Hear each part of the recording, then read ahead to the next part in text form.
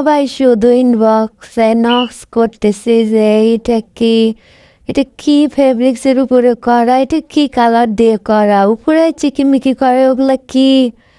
এগুলোর প্রশ্ন শুনতে শুনতে আমি উত্তর দিতে দিতে অস্থির হয়ে যাচ্ছে। এজন্য এই ভিডিওটা নিয়ে আসলাম। এখানে কি কি ব্যবহার করা হয়েছে, কি ফেব্রিক্স ব্যবহার করা হয়েছে, আর কোনটা কি, এটা আমি এখন ডিটেলস একটু বলে দেই।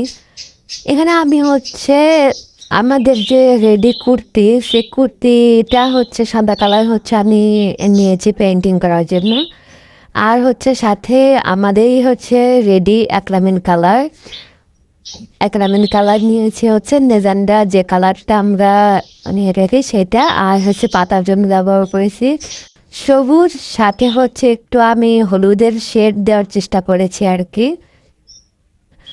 আর যেটা চিকিমিকি করে আপনারা বলতেছেন এত সুন্দর লাগতেছে, গ্লেজ দিচ্ছে, কমেন্টে কিন্তু বলবেন না, ইনবক্সে দিয়ে ঠিকই জানতে চাচ্ছেন যে আসলে এটা কি। তাদের জন্য বলতেছি, এটা এই যে দেখেন, একদম এই যে পাশে দেখা যাচ্ছে এই যে এটা গ্লিটার চিকচিক করতেছে কাছ থেকে, যে মানে এত বেশি সুন্দর লাগতেছে। সেটাও আপনারা যদি না দেখেন, তাহলে কাছ থেকে না দেখেন বুঝতে পারবেন না। আর এটার মানে এত সুন্দর লাগতেছে এই গ্লিটারটা দেওয়ার পরে, 3D লুক ক্রিয়েট হয়ে গেছে আর কি। এটা গোল্ডেন কালারের গ্লিটার।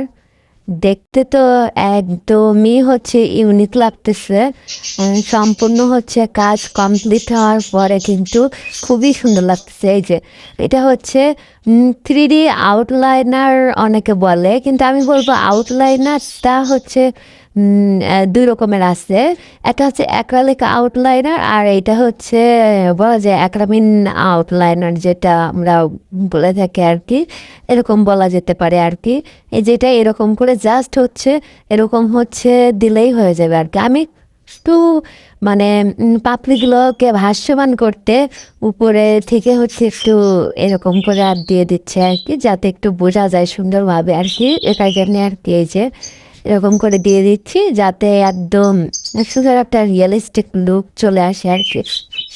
ফাইনালি দেখেন হয়ে গেল কুর্তিটা, মানে লুকটা এসেছে একদম সেই কাছে থেকে, মানে এত সুন্দর লাগতেছে। আমি ভিডিওতে ওই জিনিসটা আসলে মানে তুলে ধরতে পারতেছে না আর কি।